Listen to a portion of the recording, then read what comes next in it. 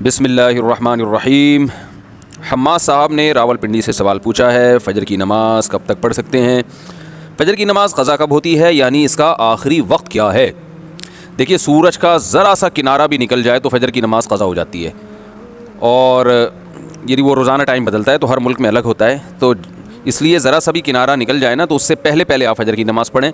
जो नक्शों में टाइम लिखा होता है तुलुए आफ्ताब, सनराइज़, कि सनराइज़ किस वक्त होगा, तो वो जो टाइम है उससे पहले पहले आप सलाम फेर के नमाज़ ख़त्म कर लें। अधूरा कुरान हिफ्ज़ करने का सवाब क़यामत के दिन जब अल्लाह पाक हाफिज़ों से फ़रमाएंगे कि एक एक आयत पढ़ते जाओ, तुम्हारी आखिरी आयत होगी वही तुम्हारा जन्नत का दर्जा होगा। अगर कोई शख्स हाफिज़ ना हो और कुछ सूरतें याद कर ले तो क्या इसके साथ भी यही मामला होगा और इसे भी अजर व सवाब मिलेगा या नहीं मिलेगा? अहमद साइम, कराची से।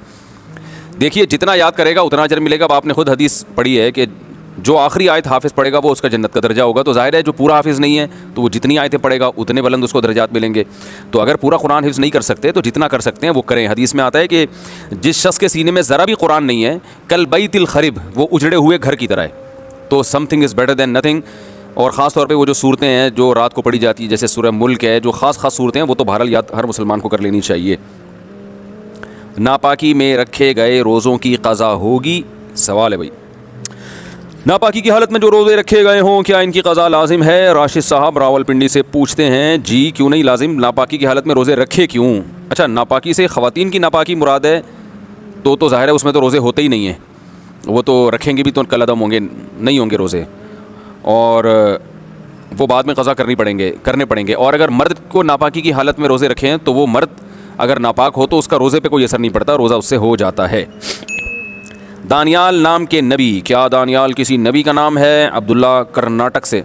जी, कुरान में तो कहीं दानियाल अलैहिस्सलाम का तज़किरा नहीं मिलता, सही हदीस में भी नहीं है, लेकिन तारीख़ी कुतुब में बहुत कसरत से आपका तज़किरा मिलता है और जो पिछली आसमानी किताबें हैं उनमें भी मिलता है। और इतनी कसरत के साथ जब किसी का तज़किरा मिलता हो तो फिर उनकी नबूवत का इनकार करना ये ख़तरे से खाली नहीं है। इसलिए अहले सुन्नत वल जमात के यहाँ इनको बतौर नबी ही के माना जाता है और सहाबा के कुछ आसार भी मिलते हैं हमें इस बारे में, लिहाजा ये जायज़ है नाम रखना। बहुत से लोग इस नाम का मतलब पूछते हैं, मतलब नहीं पता, उसकी बहुत तहक़ीक़ की है वल्लाहु आलम, लेकिन नाम अपनी औलादों का रखना जायज़ है। शादी के दिन खाना खाना, क्या शादी का खाना जो वलीमा के अलावा हो और बारात का भी ना हो वो खाना जायज़ है? हमारे यहाँ रिवाज है कि शादी के दिन लड़की वाले और लड़के वाले भी खाना खिलाते हैं, यानी लड़की वाले भी खिला रहे हैं तो लड़के वाले भी खिला रहे हैं। बहुत पैसा है भाई। मगर ये बारात का नहीं होता, दूसरे दिन वलीमे का भी खाना होता है। क्या शादी के दिन ये खाना जायज़ है? मोहम्मद सुहेल साहब, इंडिया से। ये खाने की पता नहीं तीसरी किस्म दरियाफ़त हुई है, हम तो दूसरी किस्म को ही लेके रो रहे थे कि ये क्या उम्मत में बारात का खाना बिदत है और एक बुरी रस्म है। बिदत तो नहीं है लेकिन बुरी रस्म है। आपने एक तीसरी किस्म भी ईजाद कर ली है भाई, तो ये भी गलत है। शादी के दिन खाना है ही नहीं इस्लाम में। इस्लाम में यह है कि लड़की का निकाह हो, उसके बाद लड़के वाले आएँ और दुल्हन को लेके चले जाएँ, अगले दिन अपने घर सबको बुलाएँ और वलीमा करें और सबकी दावत करें, बस ये है। निकाह की मजलिस में छुआरे हो जाएँ या खजूर वजूर हो जाए तो वो भी ठीक है। हाँ, ये एक अलग बात है कि लड़के वाले जब दुल्हन को लेने के लिए आएँ, रिसीविंग के लिए आएँ, और जब वो लेने के लिए आए लड़की को तो थोड़े से अफराद हों, पूरी बारात ना हो, तो वो अगर खाने का टाइम हो तो उस दौरान अगर लड़की वाले उनका इकराम करके कुछ खिला दें, उनको खाना शाना खिला दें, चंद एक अफराद हों 5-10, तो वो उसमें कोई हर्ज नहीं है। वो बारात का या शादी का खाना नहीं कहलाता, वो इसलिए कहलाता है वो खाना कि भाई कोई भी आपके घर आए तो आप खाने का उसको पूछते हैं। तो ज़ाहिर है आपकी बेटी के ससुराल वाले आए हुए हैं, वो आपकी बेटी को ले जाने के लिए आए हैं, तो टाइम भी खाने का है, तो ना पूछना ये एक गैर अखलाकी हरकत होती है। तो ऐसे मौके पर आप उनको पूछ लें तो ये लड़की वाले फिर उनको खाना खिला सकते हैं, लेकिन ये बारात नहीं होती, 5-6 अफराद होते हैं, इसके अलावा और कोई खाना सही नहीं है। गाय मंडी में नमाज कैसे पढ़ें? जब हम बकरा ईद के दिनों में गाय मंडी जाते हैं तो वहाँ नमाज़ पढ़ने के मसाइल होते हैं, नमाज़ पढ़ने की जगह नहीं मिलती या वज़ू के लिए पानी नहीं मिलता, कपड़े भी नापाक हो जाते हैं। ऐसी सूरत में नमाज़ को किस तरह अदा करें? नीज़ क्या इस वक्त सुन्नतें पढ़नी चाहिए या सिर्फ फ़र्ज़ पढ़ने चाहिए? अब्दुल्ला साहब, कराची से। अब्दुल्ला साहब, हम भी गाय मंडी जाते हैं, सिर्फ आप ही नहीं जाते, और अल्लाह का शुक्र है जब भी नमाज़ का टाइम हुआ हमने नमाज़ भी पढ़ी, हमें जगह भी मिली है। आप पता नहीं मरीख पर कोई गाय मंडी लगती होगी जहाँ जगह नहीं होती होगी, शायद उसकी बात कर रहे हैं। जो कराची सोराब कोट में जो गाय मंडी लगती है, जो बहुत बड़ी, एशिया की सबसे बड़ी मंडी कहा जाता है उसको, बल्कि देखने से तो लगता है कि दुनिया की सबसे बड़ी मंडी है, तो नमाज़ की जगह मिल जाती है।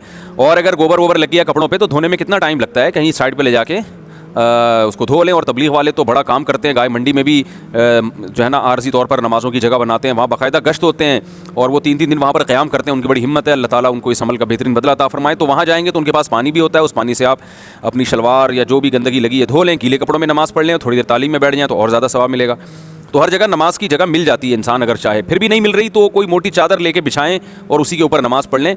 अगर गोबर वगैरह के ऊपर मोटी चादर हो और वो चादर से उस गोबर के आसार ऊपर नज़र ना आ रहे हो तो उसके ऊपर नमाज अदा हो जाती है।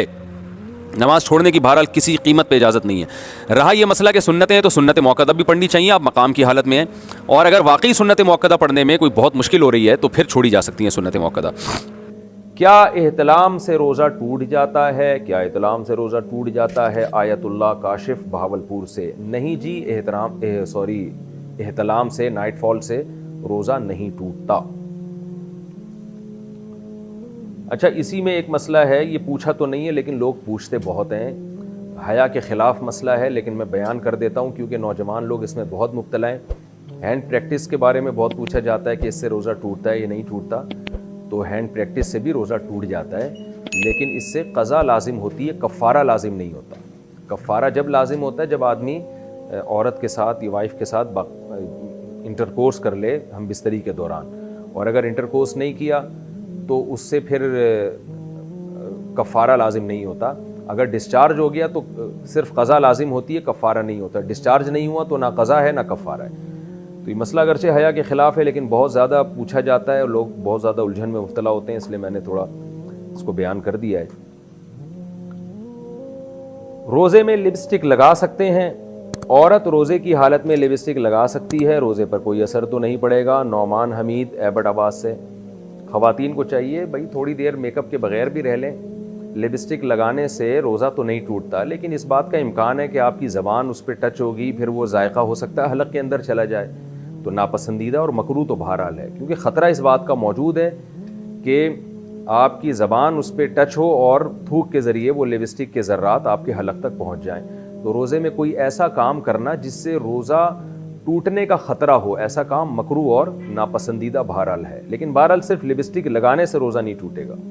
रोज़े में गुस्ल का तरीका। रोज़े में गुस्ल का तरीका क्या होगा? मैंने गुस्ल के दौरान नाक की नरम हड्डी तक पानी ले लिया था, इसके बारे में क्या हुक्म होगा? ज़ुहैब अहमद इंडिया से।